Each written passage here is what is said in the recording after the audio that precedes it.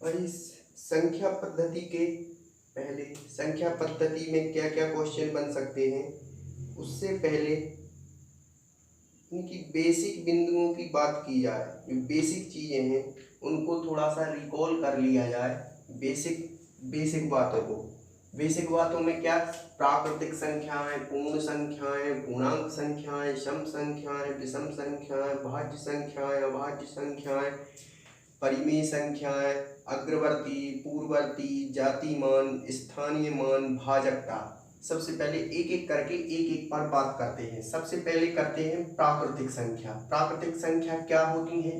ऐसी संख्याएं जो 1 से स्टार्ट हो, जैसे 1 2 3 या 1 2 3 4 5 6 7 8 9 10 यानी अनंत तक जाती हैं, प्राकृतिक संख्याएं कहलाती हैं। यदि हम पूर्ण संख्या की बात करें, पूर्ण संख्या तो शब्द से ही मतलब पूर्ण संख्या मतलब यदि इसमें हम प्राकृतिक संख्या में यदि हम जीरो और इंक्लूड कर दें, जीरो को और मिला दें तो वो पूर्ण संख्या का रूप ले लेती है।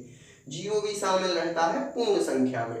पूर्णांक संख्या, पूर्णांक संख्या में यदि हम ऋणात्मक मान को और यदि इसमें ऐड कर दें, जैसे पूर्ण संख्या तक क्या था, 0 1 2 3 4 5 यानी 0 1 2 3 4 5। यदि हम इसको माइनस वाले मान भी इसी में ऐड कर दें, -1 -2 -3 -4 माइनस ऐसे करके -1 -2 -3 -4 ऐसे करके, तो ये क्या हो जाती हैं? पूर्णांक संख्या। सम संख्या क्या? ऐसी संख्याएं जो 2 से पूर्णतः विभाजित हो, वो क्या कहलाती हैं? सम संख्या। विषम संख्या, विषम संख्याएं ऐसी संख्याएं जो 2 से पूर्णतः विभाजित ना हो, तो क्या कहलाती हैं? विषम संख्याएं। भाज्य, भाज्य संख्या ऐसी 1 और स्वयं के अलावा भी किसी संख्या से विभाजित हो तो हम क्या बोल सकते हैं? भाज्य संख्या।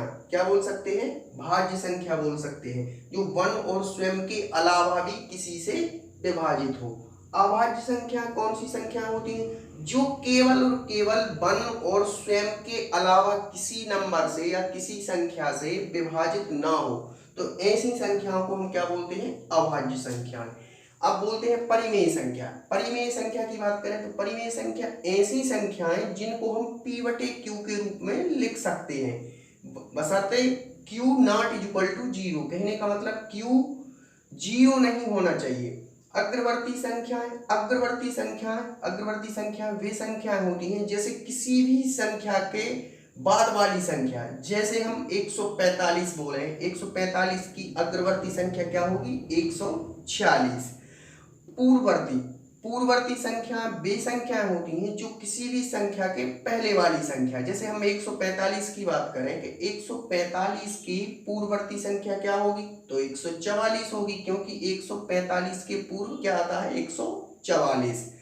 जातिमान, किसी भी संख्या का जाति, किसी भी संख्या में जातिमान नहीं बदलता, ठीक है? उसी किसी भी संख्या के अंकों का जातिमान नहीं बदलता। जैसे हम 145 में यदि हम 1 की वैल्यू पूछें या 1 का मान पूछें तो 1 ही रहेगा, 4 की वैल्यू पूछें तो 4 का मान 4 ही रहेगा, 5 का 5 ही रहेगा। स्थानीय मान, स्थानीय मान में क्या होता है? मान बदलता रहता है अंकों का, ठीक है? यदि हम 145 में 1 की वैल्यू पूछें तो 1 की वैल्यू कितनी कहलाई? 100। यदि 4 की वैल्यू पूछें, 4 की वैल्यू बताएं तो 4 की क्या होगी? 40 यानी 40 होगी, ठीक है ना?